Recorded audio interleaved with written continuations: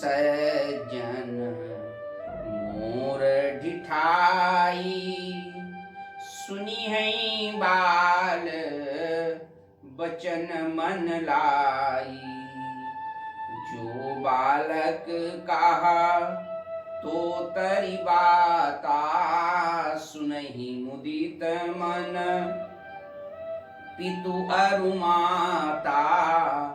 हंसी है कूर कुटिल सुविचारी, जे पर दूषण भूषण धारी।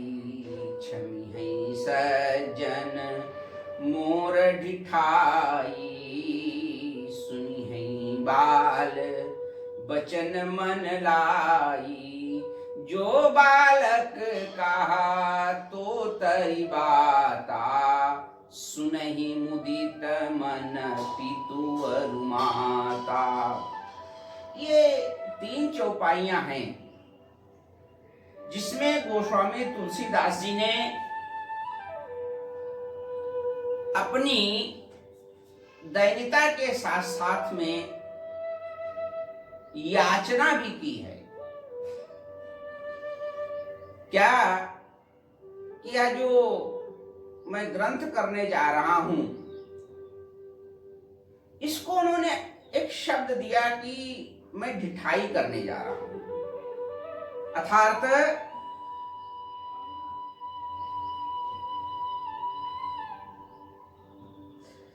मैं ठिठाई करने जा रहा हूं। अस्तु, कोई बात नहीं, अगर ये मेरी ढिठाई है तो इसको भी लोग अच्छा मान करके श्रवण करेंगे। सुनी है मोर ढिठाई, छमी है सज्जन मोर ढिठाई। आइए तीनों चौपाइयों का सर्वप्रथम मूलार्थ देखते हैं कि गोस्वामी तुलसीदास जी का अभिप्राय क्या है। कि क्षमी है माने क्षमा करेंगे, और सज्जन माने जो साधुजन है, और मोर माने मेरी, ढिठाई माने गलती या गुस्ताखी या धृष्टता, और सुनिए माने सुनेंगे, बाल बचन यानी कि बच्चे की वाणी समझ करके और उसको मन लगा के सुनेंगे। जो बालक का, जो माने निश्चित, बालक माने बच्चे, कहते हैं तोतर बाता, तोतर माने अस्पष्ट वाणी, इतनी अस्पष्ट वाणी कि जिसमें शब्द की मर्यादा का ध्यान ही ना हो, उसको तोतली बात कहते हैं। और लेकिन जब माता और पिता सुनते हैं तो उसमें प्रसन्नता महसूस करते हैं, मुदित माने प्रसन्नता, और हंसे माने हंसना, कूर माने निर्दयी, कुटिल माने टेढ़े मेढ़े, और कुविचारी माने जिनकी सोच ही गंदी है, विचार ही गंदे हैं, ऐसे कुविचारी। जे पर दूषण, दूषण माने दोष, और भूषण माने जेवर या गहना। अर्थात ये तीनों चौपाइयों का यदि हम शब्दार्थ करते हैं तो आपने देखा इसमें कोई बहुत खास बात नहीं है, 2-4 शब्द इसमें हैं जिनकी मैंने आपके सामने व्याख्या की है। आइए इसका मूलार्थ देखते हैं। मूलार्थ क्या है कि छमी है सज्जन मोर ढिठाई, छमी है सज्जन मोर ढिठाई, सुनी है बाल बचन मन लाई।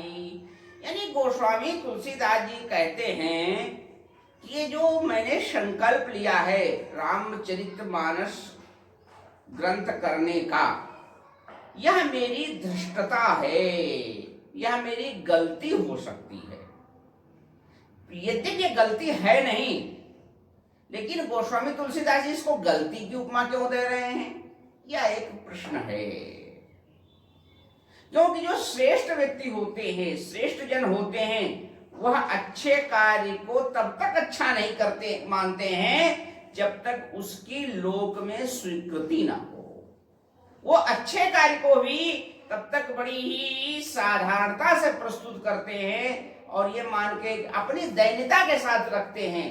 लेकिन यही अगर दुष्ट व्यक्ति होते हैं, उनका कार्य छोटा सा भी होता है तो उसको बड़ा व्यापक करके कहते हैं। तो ये गोस्वामी तुलसीदास जी की एक प्रकार की सज्जनता है जो अपने को ढिठाई कह रहे हैं। क्षमी है सज्जन मोर ठिठाई। इसके पीछे एक और अभिप्राय भी है। जिस समय गोस्वामी तुलसीदास जी का कालखंड था तो उस समय लोक भाषा, अवधी भाषा की स्वीकृति नहीं थी समाज में। उस समय लोग संस्कृत को महत्व देते थे और लोगों की बाड़ी में संस्कृत और उर्दू का ही सबसे ज्यादा महत्व हुआ करता था। लेकिन अवधि का देशव्यापी कोई महत्व नहीं था।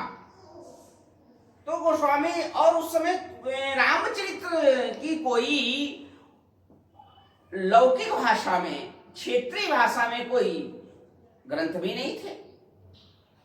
तो गोस्वामी तुलसीदास जी ने उनके लिए संदेश दिया जो संस्कृत भाषा को महत्व देते थे और लोक भाषा को महत्व नहीं देते थे। तो यह उनके लिए एक तरीके से संकेत था गोस्वामी तुलसीदास का। क्षमी है सज्जन मोर ठिठाई और सुनी है बाल बचन मन लाई। तो ये सज्जन माने जो संकेत है, साधुजन है, यदि तत्कालीन जो विद्वान थे उनकी तरफ संकेत है। वो जो विद्वत जन है, जो वह मेरी इस भाषा में जो मैं रचना रचने जा रहा हूं उसको कैसे श्रवण करेंगे। कहा कि सुनी है बाल बचन मन लाई। बालक अस्पष्ट बोलता है, कोई वस्तु से चाहिए तो वह शब्द से उच्चारण नहीं कर सकता है क्योंकि भाषा का ज्ञान नहीं होता है। जीवा उतनी परिपक्व नहीं होती शब्द बोलने के लिए। लेकिन वह एक शब्द बोलता है तो माँ उसका पूरा, बाप उसका पूरा अर्थ निकाल करके उसकी इच्छा की पूर्ति कर देते हैं। तो गोस्वामी तुलसीदास जी ने कहा कि यद्यपि मैं ग्रंथ लोक भाषा में लिखने जा रहा हूं, क्षेत्रीय भाषा में लिखने जा रहा हूं, लेकिन लोग इसका भी उसी प्रकार से सम्मान करेंगे जैसे छोटे बच्चे की वाणी का माँ बाप सम्मान करते हैं और उसको अन्यथा नहीं लेते हैं। जो बालक कहा तो तरी बाता। तोतली भाषा में जैसे बच्चा आत्मनिवेदन करता है, तुम बाल उस आत्मनिवेदन को, उसकी वाणी की स्पष्टता को स्वीकार ना ध्यान दे करके माँ बाप क्या करते हैं, बच्चे की इच्छा की पूर्ति करते हैं। जो बालक कहा तो तरी बाता, लेकिन सुनहि मुदित मन पितु अरुमाता। देखिए गोस्वामी तुलसीदास जी ने यहाँ पर तत्कालीन जो कवि थे उनको माँ बाप के रूप में स्वीकार करके और अपने को एक बालक के रूप में उनके सामने प्रस्तुत करके और अपनी वाणी की, अपनी रचना की कार्य कुशलता का परिचय दे दिया। लेकिन गोस्वामी तुलसीदास जी ने अपनी कार्य कुशलता का परिचय भी दिया और दूसरी अन्य जो चौपाई है, इसके नीचे की चौपाई जो है उस पे उन्होंने कहा कि अगर कोई इस बात के बाद भी, इतनी दैन्यता प्रकट करने के बाद में भी यदि कोई हंसता है तो उसको मैं कुटिल कहूंगा, कुपिचारी कहूंगा और कूर कहूंगा। स्पष्ट हुआ ना कि हंसी है कूर, कुटिल, कुविचारी, ये तीन शब्द हैं यहाँ पर। कूर है, कुटिल है और कुविचारी है। कूरता जो होती है वो क्रिया से होती है। क्रूरता जो होती है वो क्रिया में होती है, और कुटिलता जो होती है वो मन से होती है, और जो कुविचार होते हैं वो वाणी में होते हैं। यानी कि मन, वाणी और क्रिया, मन, वाणी और क्रिया से भी यदि कोई मेरे ग्रंथ का उपहास करता है तो वह कुविचारी है, कुटिल है। ऐसे जो विचार रखने वाले व्यक्ति हैं वही हंसेंगे, क्योंकि उनको मेरी इन भावनाओं की कदर नहीं है। वो तो उन किसकी कदर करते हैं? कहा कि जे दूषण भूषण धारी, उनके लिए तो राम जी, उनके लिए भूषण क्या है? कहा कि उनके लिए तो जो अगर कोई गलत शब्द बोलता है, गलत कविता करता है, तो वह उनके लिए भूषण है। भगवान राम का चरित्र तो उनके लिए दूषण है। हंसी है कूर कुटिल कुविचारी, जय दूषण भूषण धारी। ऐसा गोस्वामी तुलसीदास जी ने अपनी दैन्यता और आत्मनिवेदन, और आत्मनिवेदन के बाद में उन्होंने उनके ऊपर एक तरीके से प्रहार भी किया कि जो कुटिल और क्रूर हैं और कुविचारी हैं। तो यहां पर कहते हैं कि गोस्वामी तुलसीदास जी इतना क्यों कह रहे हैं? क्योंकि संपूर्ण जगत को इससे पहले पूर्व चौपाइयों में गोस्वामी तुलसीदास जी ने संपूर्ण जीव मात्र को श्री सीताराम में स्वीकार किया, यानी कि अपने माँ बाप के रूप में स्वीकार किया। और अब समाज के सामने माँ बाप उपस्थित हैं तो बच्चे की वाणी को कोई भी दोष नहीं मानता है। और कहा कैसे मेरी वाणी को सुनना चाहिए? एक दोहा आता है अयोध्या कांड में, जब भगवान चित्रकूट में गए, तो भगवान जब चित्रकूट में गए तो वहां के जो कोल भिल्ल बनवासी थे, तो भगवान तो संपूर्ण शास्त्र के ज्ञाता हैं, लेकिन उनके सामने जब कोल किरात भिल्ल आते हैं तो भगवान अपने शास्त्र की बात को नहीं प्रकट करते हैं। वो तो उनकी जो टूटी फूटी भाषा है उसको अत्यंत प्रसन्नता से स्वीकार करते हैं। ठीक उसी प्रकार से आप भी मेरी वाणी को स्वीकार करो। वेद अगम, वेद वचन मुनि मन अगम, ते प्रभु करुणा ऐन, वचन किरातिन के सुनती। तो जैसे वचन भगवान सुनते हैं किरातियों के, वैसे ही आप हमारे इस भाषा वृद्ध रामचरितमानस को स्वीकार करें। यह गोस्वामी तुलसीदास जी का आत्मनिवेदन है। दूसरी बात, संसार में देखा जाता है कि माँ बाप अपने बच्चे को स्नेह प्रदान करते हैं, उसकी गलती को नहीं देखते हैं। ये सामान्य सा जगत व्यवहार है, और उसकी तोतली भाषा में आनंद प्राप्त करते हैं। चाहे वह किसी भी योनि का माँ हो, किसी योनि का पिता हो, वो अपने वात्सल्य से अभिसिंचित करते हैं अपने, चाहे पशु हो, पक्षी हो या मनुष्य हो।